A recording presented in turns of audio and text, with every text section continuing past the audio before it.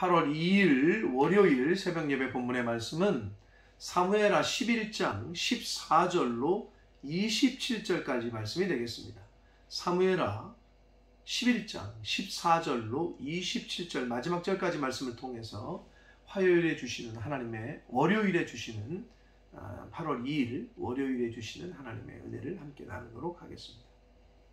자, 14절부터 보시는데 어제에 이어서 다윗의 그 실수, 밧세바를 범하고 그 자신의 죄를 덮기 위해서 은폐하고 숨기기 위해서 남편인 우리아를 전쟁터에서 죽게 만드는 살해 지시를 내리는 다윗의 또 다른 면, 어떻게 보면 인간적인 면이고 어떻게 보면 악한 다윗의 모습을 계속해서 이제 오늘 14절 이후에 말씀을 하는데, 오늘 말씀을 통해서 주시는 교훈을 잘 저희들이 받도록 하겠습니다. 14절입니다. 아침이 되매 다윗이 편지를 써서 우리아의 손에 들려 요압 장군에게 보냅니다. 자, 여기서 아침이 됐다. 아침은 성경에서 항상 그 밤과 대조돼서 뭔가 하나님에게 속하고 선하고 이런 걸로 이제 그 상징이 되는데, 아침이 됐는데도 다윗은 깨닫지 못하고 지금 의지적으로 의도해서 죄를 범하고 있다는 걸 지금 상징하고 있는 거예요. 아침이 됐는데도 다윗이 편지를 써서 우리아의 손에 들려 요압에게, 지금 우리아의 손에 들려보내는 것도 너무 다윗은 대범하기도 하고 너무 무서운 사람이에요.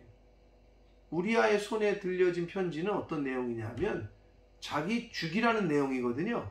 근데 우리아 장군이 보지 않을 거라는 거, 왕의 편지니까, 그리고 요압 장군에게 잘 갈 거라는 거를 알았기 때문에 그걸 이용해서 지금 자기를 죽이라고 지시하는 편지를 그 사람의 손에 들려서 보내고 있는 다윗의 이 악함을 지금 우리는 보게 됩니다. 무섭습니다. 죄가 이렇게 한번 들어오면 이게 보이는 게 없어요. 15절 봅니다. 그 편지에 써서 이르기를 너희가 우리아를 맹렬한 싸움에 앞세워 두고 너희는 뒤로 물러서서 그로 맞아 죽게 하라 라는 내용이에요. 우리아를 살해하도록 지시, 죽음에 빠지도록 지시를 합니다. 돌이킬 수 없는 지금 지경에까지 가게 됩니다. 다윗이. 16절입니다. 요압이 그 성을 살펴, 뭘 살폈다는 거예요? 어디가 요압을, 그 우리아를 죽이기에 알맞은 장소인지 살폈다는 거예요. 자, 여러분, 요압의 이 모습,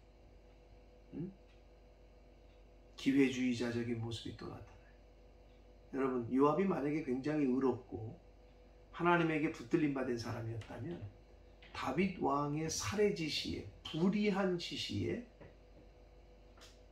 노할 수 있었어야 돼요. 근데 그러질 않아요. 지금 자기의 신하요 장군을 죽이라는 그 지시를 요압이 보고 성을 살폈다는 얘기는 자신이 왕에게 신임을 얻고 왕에게 뭔가 한 자리를 받을 수 있는, 상을 받을 수 있는 어떤 명령이라고 생각을 한 거예요. 불의한 명령임에도.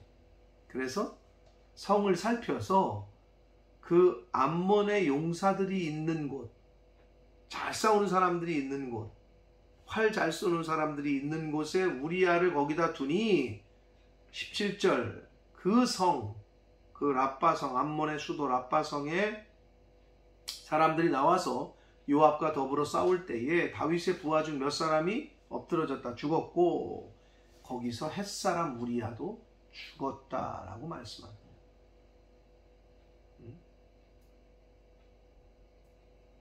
우리아는 어떻게 보면 억울한 죽음을 당하게 돼요.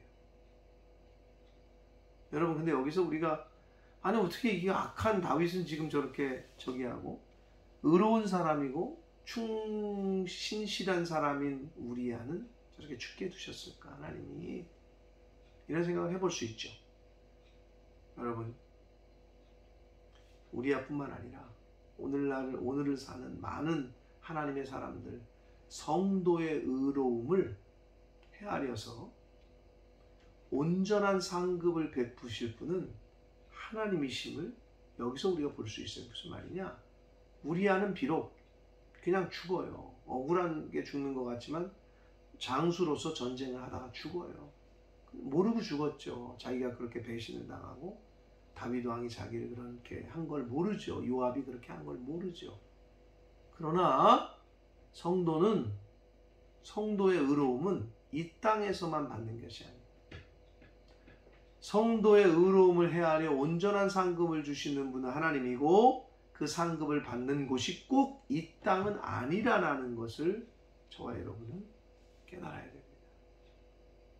여러분, 선을 행하시고 믿음을 지키고 하나님 말씀을 지키고 순종하다가 의로움을 따라 살다가 진리 따라 살다가 받는 상급이 꼭 이 땅에서만 다 받는 건 아니다. 하나님 나라에서 하나님께서 주실 것이다. 이것을 믿으셔야 돼요. 18절을 봅니다. 요압이 사람을 보내 그의 전쟁의 모든 일을 다윗에게 보고를 합니다. 이제 그래서 19절 전령에게 이제 그 보고할 거를 이제 보고서를 올리는데 전령에게 명령하여 이르되 전쟁의 모든 일을 네가 왕께 보고하기를 마친 후에 20절 혹시 왕이 노하여 네게 말씀하기를 너희가 어찌하여 성에 그처럼 가까이 가서 싸웠냐? 그들이 성 위에서 화살을 쏠 줄 알지 못했느냐? 왜 그렇게 어리석게 해가지고 많은 사람들이 우리 병사가 다치게 했냐? 죽게 했냐? 21절 여룻베셀의 아들 아비멜렉을 쳐 죽인 자가 누구냐? 여인 하나가 성에서 맷돌 윗짝을 그 위에 던짐에 그가 데베스에서 죽지 아니하였느냐? 어찌하여 성에 가까이 갔더냐? 라고 혹시 다윗 왕이 말씀하시거든 이렇게 대답해라 라고 하면서 내가 말하기를 왕의 종 햇사람 무리아도 죽었습니다 라고 대답해라 라고 요압이 전령에게 가르쳐 줍니다.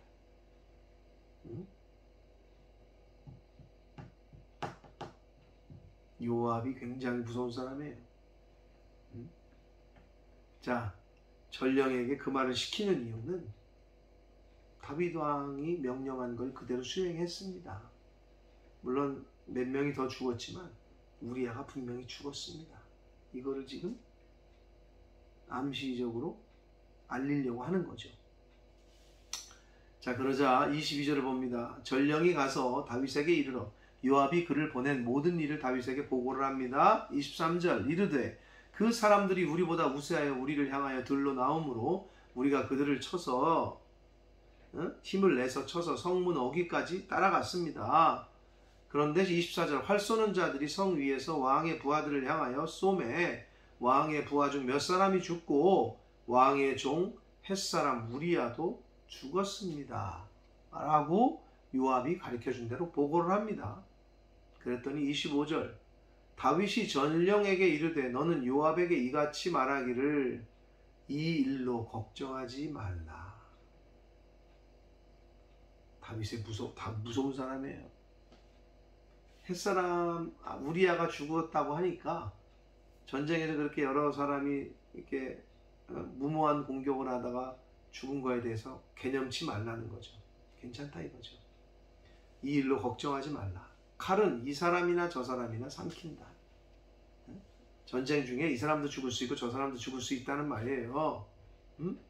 그러면서 그 성을 향하여 더욱 힘써 싸워 함락시키라 하여 너는 그를 담대하게 하라. 요압 장군에게 개념치 말고 걱정하지 말고 더 열심을 내서 성을 함락시켜라 라고 담대하게 하라고 요압에게 면죄부를 확실하게 주고 있습니다. 이유는 뭐예요? 이렇게 말하고 있는 이유는 자신의 죄를 덮기 위해서, 자신의 죄를 숨기기 위해서 지금 다윗은 가지 말아야 될 종착점까지 끝까지 갔어요.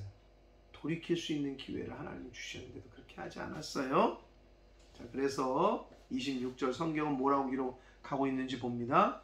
우리아의 아내는 그 남편 우리아가 죽었음을 듣고 그의 남편을 위하여 소리내어 울었다. 얼마나 슬펐겠어요?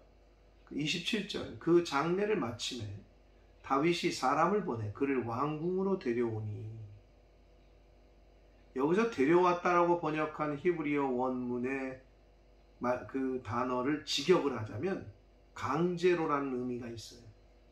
즉 그 단어가 전리품을 취하듯이, 전쟁에서 죽은 사람의 것을 뺐듯이 우리아가 죽었으니까 그 아내를 뺏어왔다라는 말을 지금 성경은 원문에는 기록이 되어 있어요. 뉘앙스가.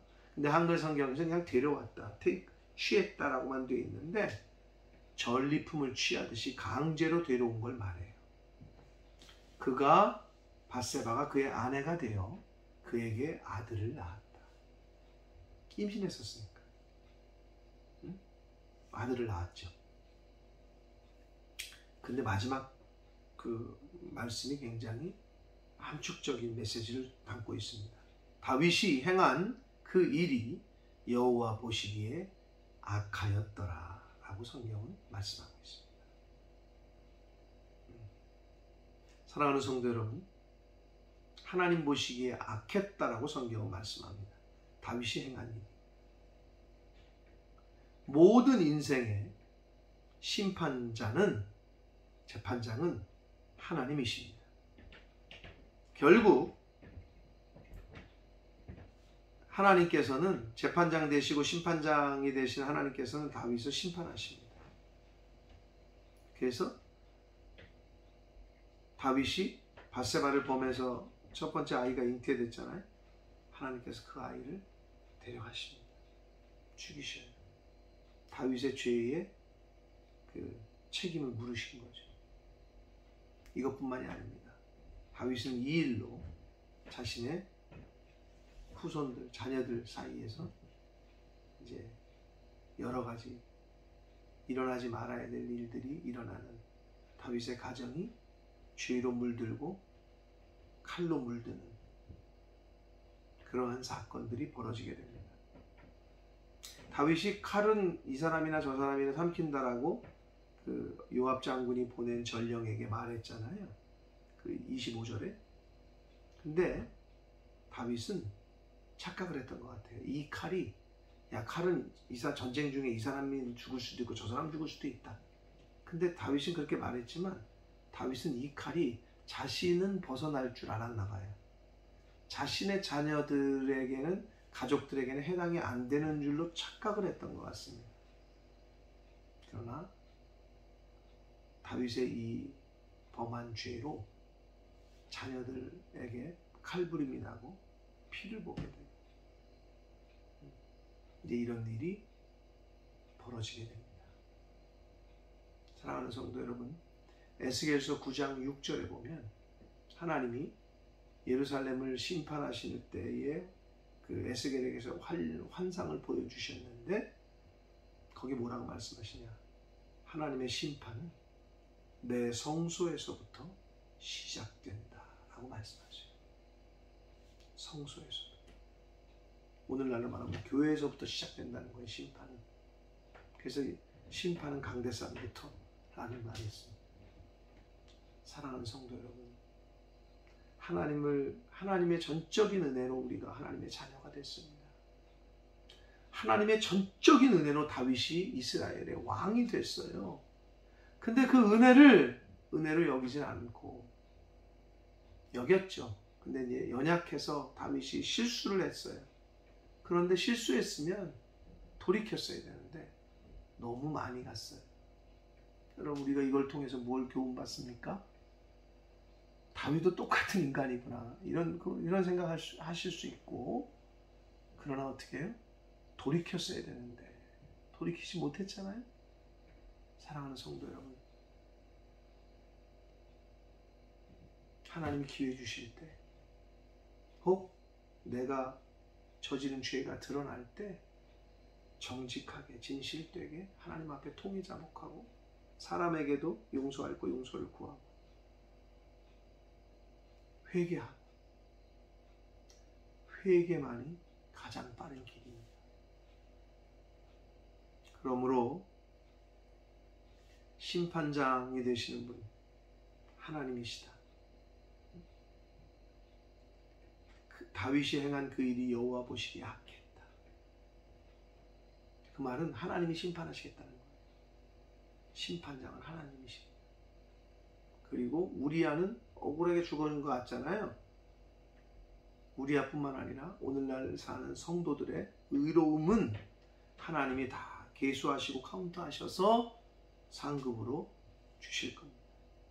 심판장도 하나님이시요 상을 주시는 분도 하나님, 재판장이 하나님이시니 늘 인정하여 그분 앞에 두렵고 떨림으로 하나님의 심판은 성소에서부터 시작된다.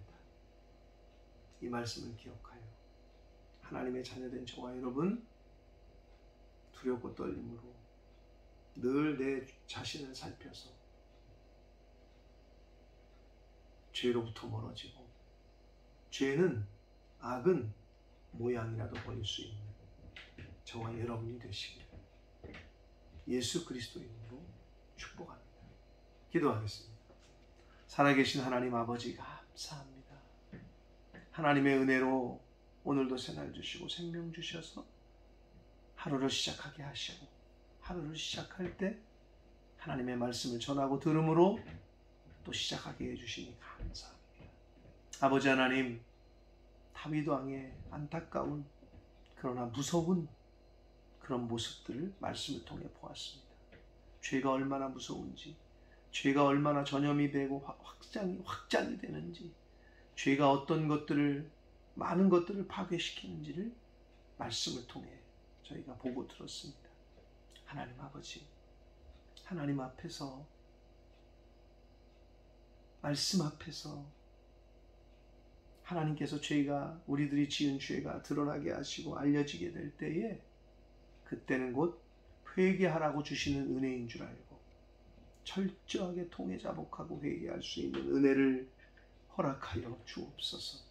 그걸 숨기기 위해 또 죄를 짓고 또 죄를 짓는 다윗과 같은 어리석은 죄를 범하지 말게 하시고 하나님이 생각나게 하시고 깨닫게 하시고 알게 되어지면 철저하게 회개하여 하나님 앞에 돌아가는 그러한 하나님의 자녀된 성도들 될 수 있도록 주님 은혜 내려 주옵소서. 예수 그리스도 이름으로 축복하며 기도 올리옵나이다. 아멘.